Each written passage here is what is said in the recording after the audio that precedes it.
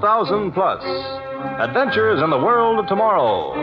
Dramatic stories of the years beyond 2000 AD.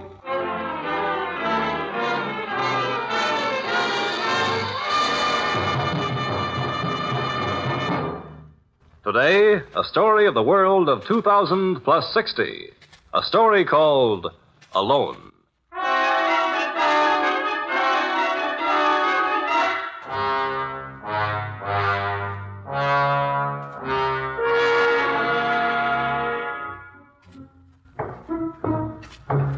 I listened to my footsteps as I walked down the long corridor. Just my footsteps. For the first time in so many months. No nurses, no doctors, no burly attendants at my side. I was walking alone. I was well. I knew who I was and where I was and what I was going to do. I walked past the photoelectric cell that operates the huge bronze doors, out into the brilliant sunshine, and down the road leading toward my laboratory in the heart of Nuclear City. I passed up the hospital limousine service. I wanted to walk, to breathe in the air of freedom, to drink in the sunshine, the peace of the quiet countryside. I walked slowly because I realized that all too soon I would be engulfed by the noise and the tumult of the Earth's top research center. And finally, I reached the city proper. I started up the broad avenue lined with laboratories. And then suddenly, something was wrong. Terribly wrong. I stopped a moment and listened. And then I realized what was wrong. Not a sound. On this avenue, normally bursting with activity, with the whine and groan of machinery and the roar and rumble of nuclear bombardment, there was nothing. Not a sound. Not a voice, not a soul, not a single solitary human being.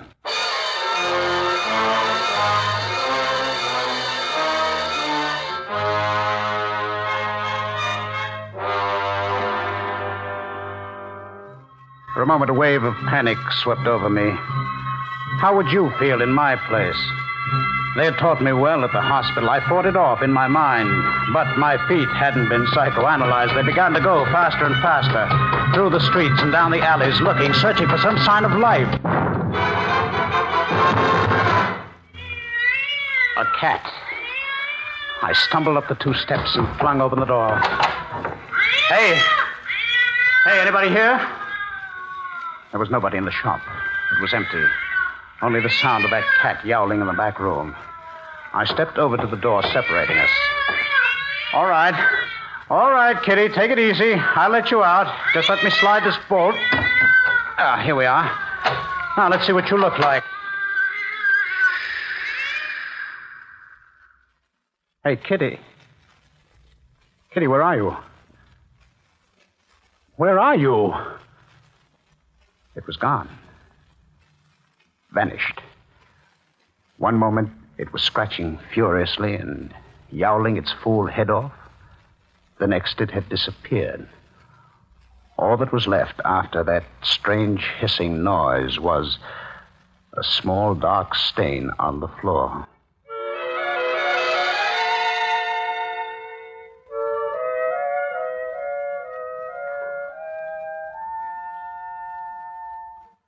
When something suddenly happens to your nervous system, when you find yourself with trembling fingers and a racing pulse, it's a good idea to do something physical, some familiar mechanical act. There was a pack of cigarettes on the counter of that deserted shop, right behind the cash register. I pounced on it eagerly, put a cigarette between my lips, took a quick puff to light it, and then drew in a deep breathful of the comforting smoke. And then I heard it. The sound of a motor, a big motor. I dashed to the door. It had seemed to me that the bus must be terribly close, but it wasn't. It was fully 2 blocks away. Only the unearthly quiet of Nuclear City made it seem so near. I sprang to the middle of the street, waving my arms wildly, shouting with relief, "Hey, driver, this way!" A bus, a 300-seater that would be bringing people, voices, news about this terrible silence that had fallen over Nuclear City. It was 150 yards from me now, and my skin began to crawl. There was something wrong. Now it was 100 yards from me, 50, and still the juggernaut hadn't slowed down or honked or swerved or given any indication that I was blocking its path. At the last split second, I jumped. And then turned to watch it thunder past me, catapult over the pedestrian ramp, and smash into the concrete walls of the deep space observation chamber. The bus was a tangled mass of twisted steel and lucite. That was all that was left of it. And the people? I forced my way in, through a gaping hole in the side, and thrashed through the wreckage looking for some survivor, straining to hear a cry, a faint moan. There was nothing. From the rear straight through to the driver's seat, there was not a sign of any human being, dead or alive. It was a phantom bus. And the passengers and driver who had sat in it when it started its journey had vanished into thin air.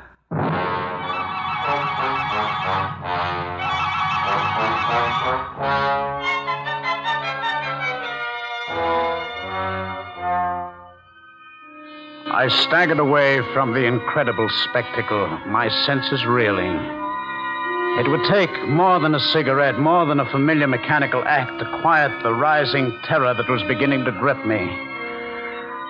I had to find someone quickly, or my mind would give way again as it had once before. You down there in the street? I shook my head to clear it. Voices. Hallucinations. This was one of the first signs of insanity. I remember... Please, you, down there in the street, look up here. I'm up here at the window. Slowly, I raised my head and looked up. She was there, framed in the window. A frightened woman with red hair and a desperate urgency in her voice. You're real, aren't you? Thank God. I thought I was going mad. What's happened? What's happened to Nuclear City? You are real. You talked. Come in. Quickly. Quickly. I bounded for the front door, tried the knob. Open it. I'm coming down. Don't go away. Please don't go away. I heard her fumbling with the bolt. And at last I had found someone to talk to. In another moment, I would stand face to face with the first human being I'd seen in 3 hours. The door swung open. I caught a fleeting glimpse of red hair, and then... that soft, sibilant sound. And after that, nothing. No voice, no red hair, no woman, nothing.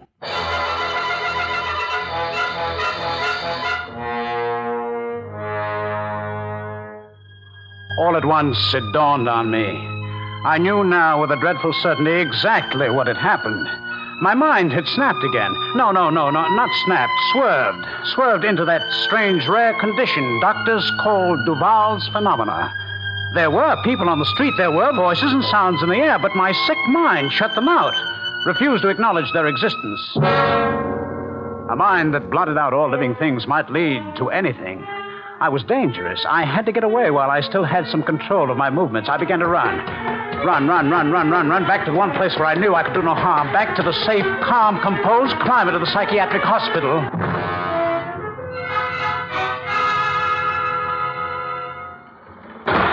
Once more, the big bronze doors that I thought I would never see again clanged shut behind me. And I walked slowly down the corridor with a feeling of relief as though a heavy weight had been lifted from me. The elevator operator was not at his post, but I knew how to operate the pressure lift. I pressed the button that would take me to my own pavilion on the 36th floor. The therapy room where just a few short hours ago I had been playing a four-handed game of galaxies with my fellow patients. I took 3 eager steps into the room. And then I stopped. For the room was empty. With a strange emptiness, as though time had stood still. There was the table with the cards still laid out, the cigarettes still smoldering into ash. As I snuffed them out, I noticed a chess game in the corner, the same game I had watched Phillips and Maxim start 3 hours ago. Queen's gambit declined. Phillips was still a pawn ahead. But Phillips wasn't there. And neither was Maxim. Where were Marquand? And Lester, and Rosen, and Tien Chung, and Ferrer? I stepped out into the hall, plugged in the PA relay, and frantically tried to get someone. Dr. Frankel. Calling Dr. Frankel. Please acknowledge. Nurse. Nurse. Nurse. Hello. Does anyone hear me? Emergency. This is emergency. In the name of heaven, if anyone hears me, please acknowledge. In all that vast space, which was the regional psychiatric hospital, in all the miles of corridors and acres of wards and pavilions, there was no one. No one to hear my voice and acknowledge it. I fled down to the main floor along the silent corridor and out into the open. I jumped into the nearest vehicle, a turbojet that must have dated back to the year 2100 and made for Nuclear City. Something kept nagging at my mind, tugging at the strings of my consciousness, but I shook it off. I was afraid to think. I could only keep moving, hoping for... I had no idea what.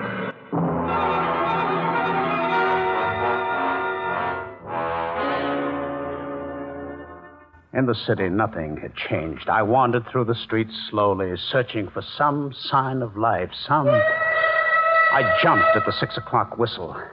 In a moment now, tens of thousands of workers should come pouring out of the tall buildings. Shouts, cries, laughter should fill the air. But the whistle only echoed through the empty streets, and the traffic lights clicked on and off idiotically in a mad cycle. Red, green, cross, red, green, cross, red, green, cross. Suddenly, a sharp stab of fear knifed through me. I thought of my laboratory, the project I'd been working on when I became ill. Internal organic dispersion. A method of activating the energy within a mass, causing it to burst outward. Something must have gone wrong. My assistants had misread the formula and let the force get out of control. Of course, that could have done it. I must get to the lab at once. A burst of speed brought me to my intersection. I leaped to the escalator onto the high-speed pedestrian ramp. Slide walk, the kids had called it, when there were kids. And a minute later, I was racing through the familiar twists and turns of the fission building, pushing through the doors to my own laboratory. Panting, I looked about. Everything appeared to be in order. From far below, I could hear the throbbing of the giant cyclotron and the hum of the huge electromagnetic dynamos. The sharp smell of ozone filled the air. I took a quick glance at the control panel. It showed every machine, every piece of apparatus working perfectly. There was nothing wrong, except the fact that they were working. It was after hours and machines should have been turned off. I switched off the main control. And then a cold shiver ran down my spine. There was a new sound. A sound I hadn't expected to hear. Someone was coming up the pressure lift. The private lift leading from the cyclotron to my own laboratory. I stood facing the cage, watching, waiting. A man stood there. A live man clad in the usual anti-radiation suit. I peered through the glass panel on the headpiece, and then I had to fight to keep hysteria out of my voice. Davis! Davis, it's you! It's really you! Sure, it's me, Chief. How are you, John? Welcome back. We've missed you. Davis, you're all right. You're alive. Of course I'm alive, John. You're the one who's been sick, remember? Davis, how long have you been down there in the cyclotron housing? Oh, 2 days. A special inspection tour. I'm glad it's over. Help me out of this suit, will you? The buckle's caught. Yes, of course. Of course, that explains it. Explains what? You were shielded when it happened. Hold tight now while I yank. There you are. Thanks. I can manage now. What do you mean that explains it? Explains what? I watched him unbuckle the anti-radiation suit. I felt I should say something. I tried to, but nothing would come. Here anyway? Finally, the suit was undone. This place looks... Davis started to step out of the suit, and finally the words came past my lips. No, Davis! Get back! Get back in the suit! It was too late. Before my very eyes, Davis disappeared, and his anti-radiation suit crumpled to the floor.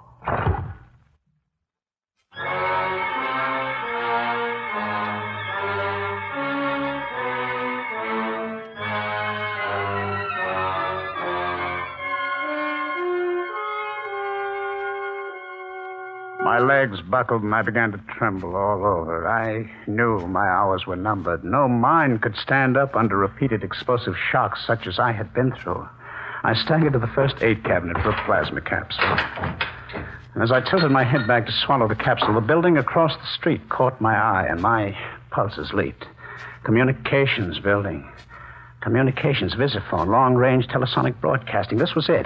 My opportunity to establish contact with the outside world. I dropped the glass and bottle and capsule and rushed out.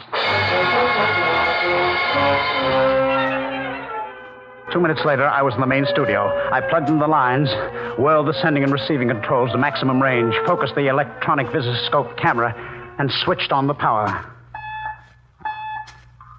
Nuclear City calling all stations. Nuclear City to all stations. Clear wires for disaster report. Emergency. Nuclear City calling all stations. Please acknowledge. I shifted the directional beam. Nuclear City calling St. Louis. Omaha. San Francisco. Guam. Tokyo. Come in, St. Louis. Guam. Tokyo. Come in. Nothing. Not the slightest sign that there was anyone anywhere who could hear the sound of my voice or see my image. I turned off the power and swung away. And a slight movement, a tiny flash of light caught my eye. The turntables that recorded every program sent out were still going, turning round and round and round, wearing deep, meaningless grooves in the wax platter. I stepped over to the first table, moved the pickup arm to the start of the record, and switched on the playback control. In another moment, I would hear the last sounds that it issued from Nuclear City's communication center. 2 days later, Rala and I reached the great spaceport of New Terra. We had spent months in the steaming jungles of Venus and had learned many things. We had learned that the flora and fauna... Oh, shut up. Well, I'll try the next table. Maybe I'll have better luck. And dispatches pouring in from all parts of this sector have confirmed earlier reports that the disaster which has struck Nuclear City is... The disaster is due... That is, the condition is caused by a wave of... Once again, I heard it. Recorded for posterity. The quick, seething hiss. And the silence. I couldn't stand it any longer. I suddenly went berserk. I began smashing everything in sight. The records, piles and piles of them, the machines, the tubes, everything. Stop it. You'll hurt yourself. I hardly knew what I was doing. For hours and hours, an explosive force had been building up inside of me, and now it burst loose, and finally, it spent itself. I calmed down and heard her voice. That's better. Much better. My name is Volta. Well, turn around. Look at me. No, I'm afraid so. You'll vanish. Like the others. Nonsense. I haven't vanished yet. Turn around. You see? You're beautiful. Anyone would look beautiful to you now. Anyone alive and real. How did you escape it, Volta? Why are we here, we two alone? We must go. We can't remain here any longer. Go. Yes, you're right. We've got to get away from Nuclear City, away from this whole stricken area. But how? There is no transportation. Now, wait. My plane. Plane? Yes, 6 months ago, before I went into the hospital, I put it up in a small hangar at the spaceport. 6 months ago? It wouldn't be any good now. You couldn't possibly get it into the air. We can try. It's our only chance, Volta. Come on, there's no time to lose.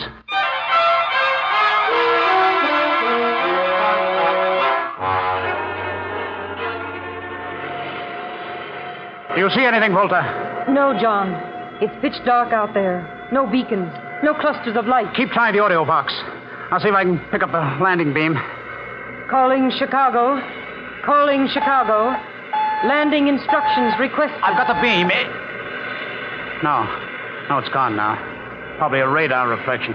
Move over quickly. Let me try that scanner. Chicago. The skyscrapers. The lakefront. The boulevards. What's happened to the lights? What's happened to the airport? It's no use, John. It's reached here, too. We might just as well have stayed in Nuclear City. No. We've got to go on. We've got to find someone. I can't believe there's no one left but us.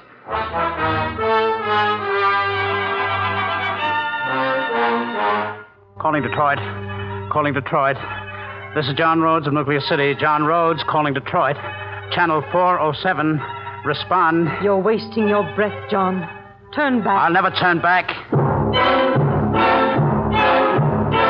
John Rhodes to Harp City. John Rhodes to Harp City. Come in, please. Come in, please. Can you hear me?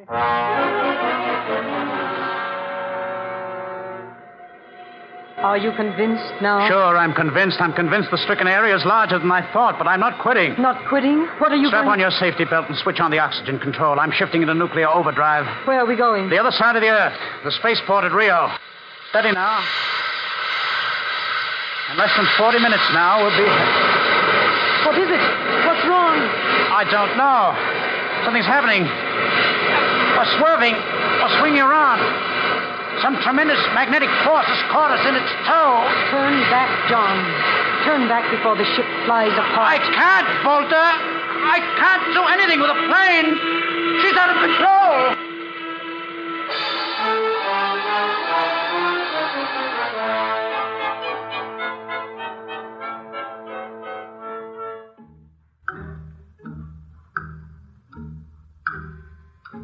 I lay there, looking at the clock.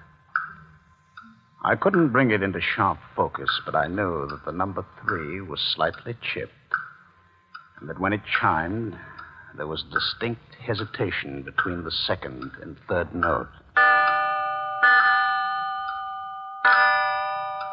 I knew these things because that clock was on the wall of the therapy pavilion on the 36th floor of the psychiatric hospital. Yes, I remember the clock. But how had I gotten here? What had happened to my plane? Where was Volta? Or was any of it real? Had I ever gone down the long corridor? Had I ever really left the hospital? Was the awful experience I had lived through anything more than a very vivid nightmare? And if I screamed now, would a nurse come running? Help! Help! Nurse! It's true, then. Everything really happened. I'm not dreaming. And Volta. What about Volta? I've lost her, too. There's no one left on Earth but me. I'll never see another face or hear another voice. I know that now. I will sit here in the silence and wait for the end.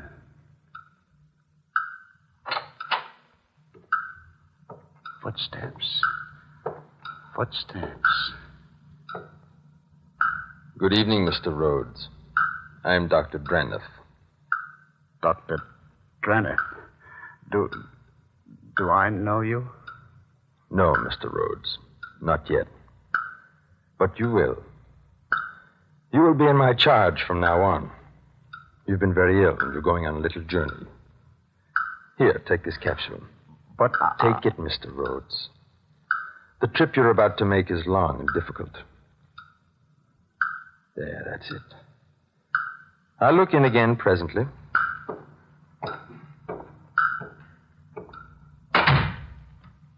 Dr. Draniff. He took it, Volta. Yes, I believe we chose wisely. John Rhodes is the greatest nuclear physicist on Earth. He will be of inestimable value to us and our people. I think our work here is about finished, Doctor. The final reports have just come in. The molecular diffusion cloud worked perfectly. And according to plan. Those who were not directly affected by the cloud itself were disintegrated by contact with their fellow men. Some died immediately, Some seem to have a temporary immunity. Like that woman Nina who called to Rhodes from the window. Poor man. Even though we protected him from the disintegration mist, he apparently was still capable of killing others. But now the chain reaction is complete. There's not a living human being left on Earth, except Rhodes. Perhaps it was wrong, Dr. Draneth, to destroy these humans. Wrong. They were different from what I had expected. As I guarded John Rhodes, I found him kind and intelligent and courageous. Now I'm beginning to think the whole experiment was cruel. Cruel? I do not understand you, Volta. You're familiar with the history of the planet Earth from the very first pages of recorded time. These Earthmen have bent every effort to kill each other off, to create new and more efficient weapons of death. We merely fulfilled their destiny, but we did it mercifully. The new inhabitants we bring here will be kind, as we are. I suppose you're right. Well, here are my notes on the 6 hours I spent observing John Rhodes' psychological reactions. You will find them very illuminating. And now, what do we do with him? This last human being left on Earth? What we planned from the beginning, Volta. You may notify our spaceship anchored beyond the magnetic field to send a tender for us. Yes, Dr. Draneth. We and our specially selected Earth specimen are ready for the long journey home. Home to Mars.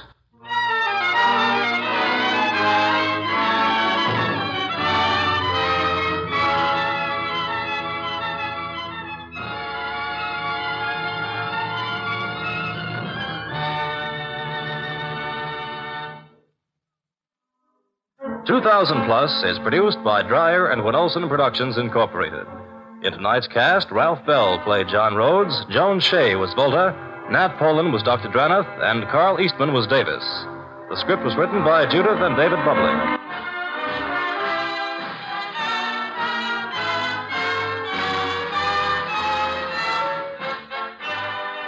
The orchestra was conducted by Emerson Buckley. Music composed by Elliot Jacoby. Sound, Walt Shaver and Adrian Penner. Engineer, Bob Albrecht.